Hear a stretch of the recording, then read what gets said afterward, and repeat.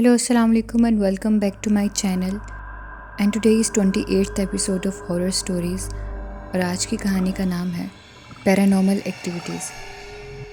ये वाक़या है सफ़ीना नामी लड़की का, जिसके साथ बचपन से ही पैरानॉर्मल एक्टिविटीज़ हो रही थी, जो कि इतनी क्रीपी हैं कि सुनकर आपके रोंगटे ही खड़े हो जाएंगे। तो मेक श्योर कि रात को अगर आप ये कहानी सुन रहे हैं तो अकेले ना सुने, बल्कि किसी के साथ सुने। तो बिना देरी के वीडियो को स्टार्ट करते हैं और देखते हैं ये दिल दहला देने वाली कहानी।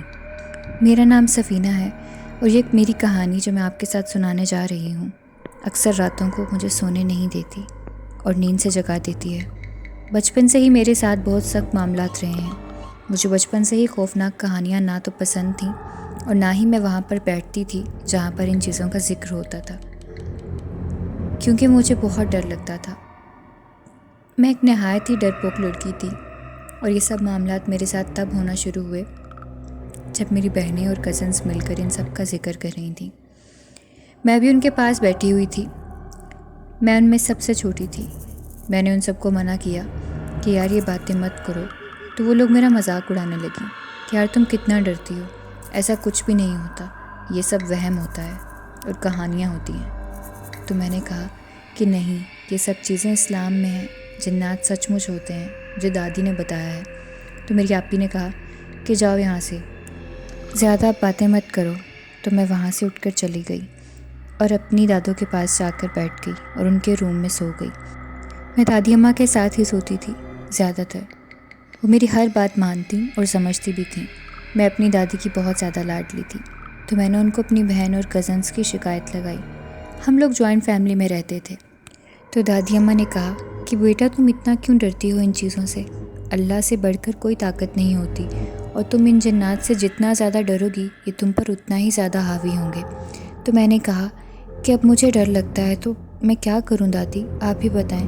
तो दादी अम्मा ने कहा बेटा नमाज़ पढ़ा करो, कुरान पाक पढ़ा करो, फिर डर नहीं लगेगा। खैर मैं ऐसे ही सो गई। एक दिन मैं सब्ज़ी बना रही थी कि छुरी अपने आप ही तेज़ी से मेरे हाथ पर फिर गई और खून बंद होने का नाम ही नहीं ले रहा था। मुझे समझ नहीं आ रही थी कि अभी तो मैंने छुरी चलाई भी नहीं थी, तो फिर ये कैसे लग गई। फिर मैं एक दिन सोकर उठी तो मेरे जिस्म पर चोट के निशानात थे। मुझे समझ नहीं आ रही थी कि मुझे क्या हो रहा है, ये सब चोटें कैसे लगीं। जिस्म भी बहुत दुख रहा था। मैंने किसी को कुछ नहीं बताया। फिर एक दिन मैं बर्तन धो रही थी। उस वक्त जो मेरे साथ हुआ वो मेरे लिए मौत के बराबर था। मैं बर्तन धो रही थी कि मेरी आंखों के सामने बर्तनों में से छुरी आकर मेरे लगने ही वाली थी कि मैं साइड पर हो गई। मैं रोने लगी और मेरी बहन आ गई। उसने पूछा कि क्या हुआ है। मैंने उसको भी कुछ नहीं बताया। मैं इतना डर गई थी कि मेरे अल्फाज ही नहीं निकल रहे थे।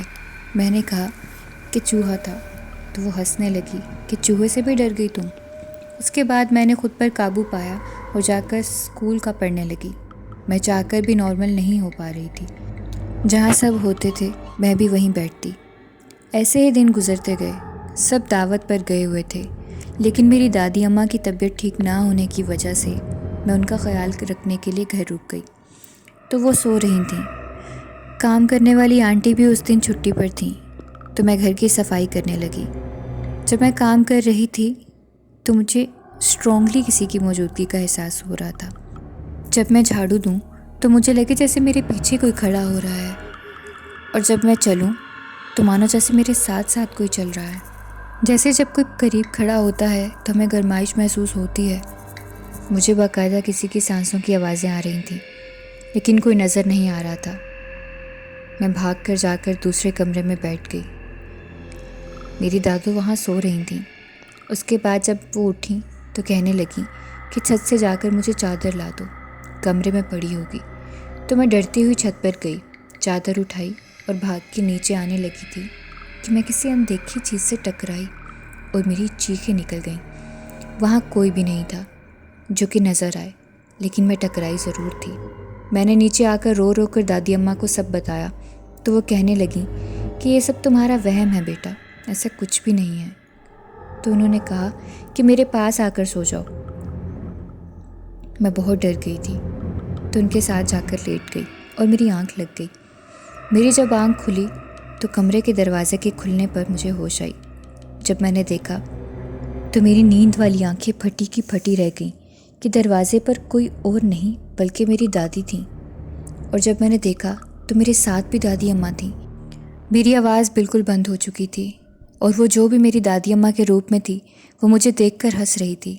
मैंने दादी अम्मा को आवाज़ देनी चाहिए पर आवाज़ ही नहीं निकल रही थी।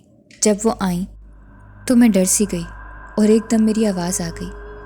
मैं भागकर दादी के पास गई और उनको कहा कि आपको ये नज़र नहीं आ रही जो आपकी शक्ल में मेरे सामने बैठी हुई है।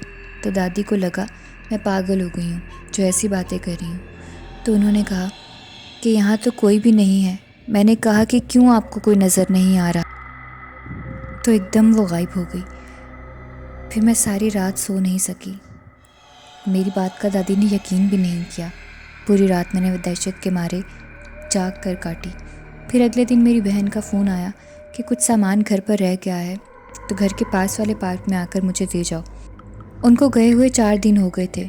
मैं उसका सामान देने के लिए पार्क में गई और उसका इंतज़ार करने लगी। 2 से 3 घंटे इंतज़ार करने के बाद जब वो नहीं पहुंची तो मैं घर वापस चली आई और आके क्या देखती हूँ कि मेरे सारे घर वाले बैठे हुए हैं, मेरी बहन समेत। और मैंने जब अपनी बहन से पूछा तो वो कहने लगी कि मैंने तो कोई फ़ोन नहीं किया, ना कोई बात हुई है मेरी तुमसे, और ऐसा तो कोई सामान भी नहीं था घर। हम तो वापस भी आ गए हैं, 2 घंटे हो गए। कोई मेरी बात समझने को तैयार ही नहीं था। सब मुझे समझ रहे थे कि मैं मजाक कर रही हूँ। खैर जैसे तैसे रात हो गई। मैं दादी के साथ सो रही थी कि उस वाक़ये के बाद मुझे डर तो बहुत लग रहा था, लेकिन क्या करती। मैंने हिम्मत की और सो गई। सुबह फजर की अजान के वक्त मेरी आंख खुली तो मैंने देखा कि वही चुड़ैल मेरे सामने, बिल्कुल मेरे सामने बैठी हुई थी और मेरी आंखों में आंखें डाल के मुझे देख रही थी। उसकी शक्ल बहुत खौफनाक थी। मैंने देखकर दादी की तरफ देखा तो वो नमाज़ पढ़ रही थी। मैंने बहुत कोशिश की कि उन तक मेरी आवाज़ चली जाए। मैं ऊंची ऊंची रोने लगी। मैंने सारी बात दादी को बताई तो उन्होंने मेरी बात का यकीन कर लिया। इस बार मेरे चाचा जान हाफ़िज़े कुरान थे तो दादी अम्मा ने उनको बताया तो उन्होंने हिसाब वगैरह किया तो पता चला कि कोई गंदी चीज़ मेरे पीछे लग गई थी कहीं बाहर से, और ये शरीर जिन थे जो शरारत करके मुझे तंग कर रहे थे और मुझे नुकसान पहुंचाना चाहते थे। मैं डर गई और बहुत ज़्यादा घबरा गई। फिर चाचा जान ने दम वगैरह किया तो तवीज़ वगैरह दिया और घर में पानी का छिड़काव करने को कहा। उसके बाद कभी दोबारा ये मामलात मेरे साथ पेश नहीं आए। अलबत्ता वो खौफ आज भी मेरे अंदर है जो मुझे नॉर्मल नहीं होने देता। मैं बात बात पे डर जाती हूँ और ऐसे ही मेरे दिन गुजर रहे हैं। So that's it for today's video. I hope आपको कहानी पसंद आई होगी। अगर आपको आज की स्टोरी पसंद आई है तो कमेंट सेक्शन में ज़रूर अपनी राय दीजिएगा। Go and subscribe my channel and hit the bell icon for such more videos, ताकि आपको अपडेशन भी मिलती रहे। मिलते हैं नई कहानी के साथ नई वीडियो में। तब तक अपना रखें ख्याल। अल्लाह हाफिज़।